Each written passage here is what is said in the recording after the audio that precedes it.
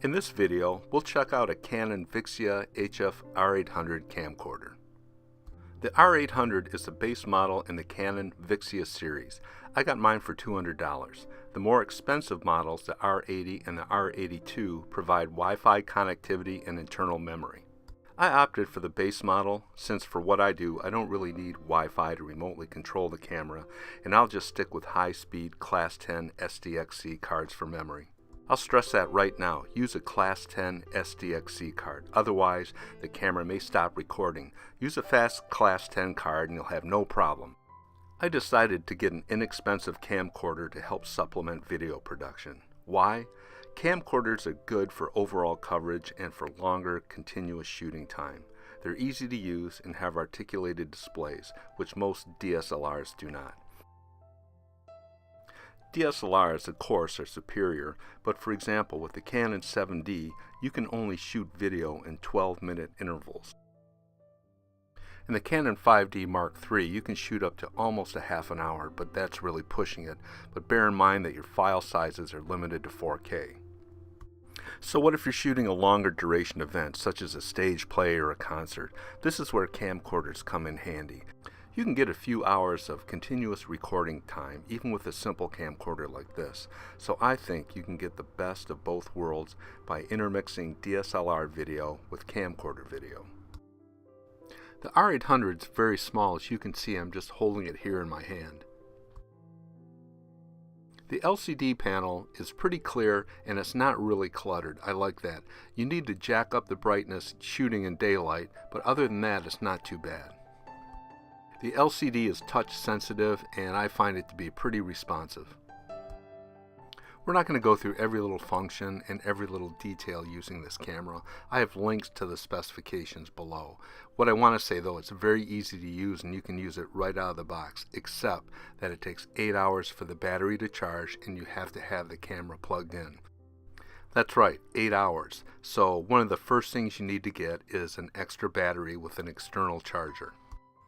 Here's some accessories that I bought to make a decent little video rig. These are a Velo CB510 dual shoe bracket. I already had a Senal SCS98 stereo mic. I really like this mic. Just as a comment, I also have a Rode, but that only records on one channel. It worked on both for a while, then the right channel quit. Probably the best accessory I bought with this thing is a Vivitar 0.43x wide-angle lens with macro, since the lens on the R800 is kind of telephoto-like even at the minimal zoom position. The links to all these accessories are in the text below. So all in all, for around $385, I have a decent little video rig. So how about video quality? Well, it's a 3.28 megapixel camera, and the video selection range is from 35 Mbps at a fixed 60 frames per second, 24 Mbps at 30 or 24 frames per second, 17 Mbps at 30 or 24 frames per second, and 4 Mbps at 30 or 24 frames per second.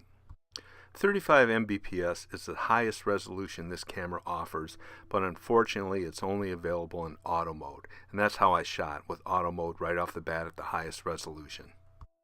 So I took this rig with me to Belle Isle State Park, which is just outside Detroit. I shot at the conservatory and also the Aquarium, both designed by the famous architect Albert Kahn. Here we are in mid-December, and usually around here it looks like the surface of the moon, but this is an unusually sunny day, so I wanted to test the camera and see how quickly it would react to going from dark to light, and it did pretty well.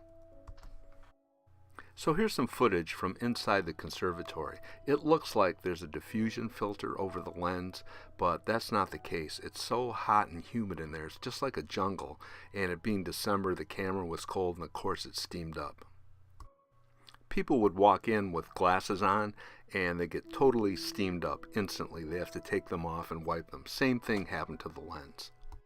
I just let the condensation on the lens evaporate naturally. I kind of like the little diffused effect. This seemed like a good place to shoot because some areas were really contrasty and others were very evenly lit. I'm really starting to like this camera. I was a little worried how it would be, but it looks pretty good to me. I'm not too worried about jiggle or motion. Again, I'm holding it with a bracket, and if I would have shot this really seriously, I would have brought a slider and a tripod and all that. But the built-in image stabilization seems to be pretty good, and it would not be anywhere near this good if I didn't have that little bracket. We're not going to do anything with audio in this video, but I will have one coming up using the Senal mic versus a built-in microphone in the camera. The condensation is starting to clear up a little bit. You can see the center is a little bit more detailed than the edges, kind of a vignette, and it's starting to look pretty decent. Okay, the condensation has all but evaporated, and I wanted to sweep across this bank of flowers just to see how the camera would handle contrast and sharpness with the white flowers against a dark background. If I slowed down and stopped, the white flowers would come into really good detail. But even at this slow pace, they wash out a little bit, so that's something to be aware of with this camera. But you look at the background rocks and the foliage in the back, everything's really nice and clear, so as far as clarity goes, it's a pretty good camera. The bark on this little tree was really detailed, so I wanted to follow it up with the camera to see how much detail it would pick up. Not bad. The next stop was the aquarium. I wanted to see how the camera would do in low light, and actually I was pleasantly surprised.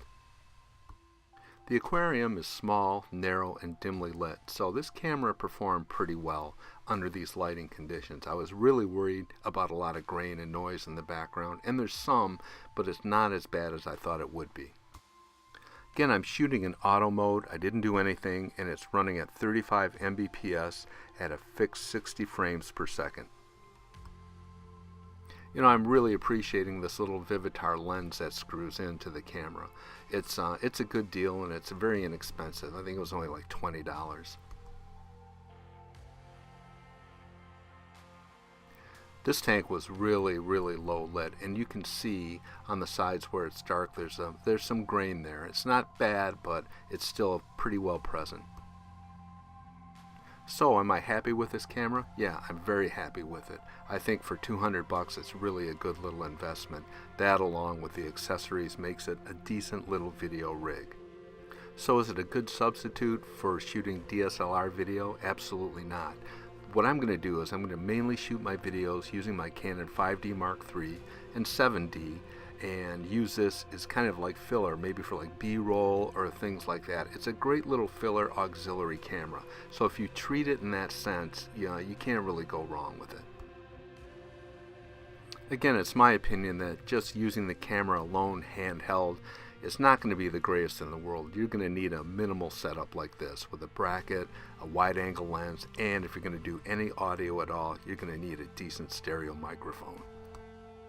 You're not going to get nice bokeh effects and other things that you can come very easily on a DSLR using it in video mode. But on the other hand, sometimes the raw harshness of video says a lot and can really improve your videos. It's a 1080p camera, which makes it really good for YouTube videos. So do I like the Canon Vixia HF R800? I sure do. I'm very happy I got it. I really like this little rig, and I have no qualms about recommending it to anybody. So as always, thanks for watching. This is Jeff, and I'll see you soon.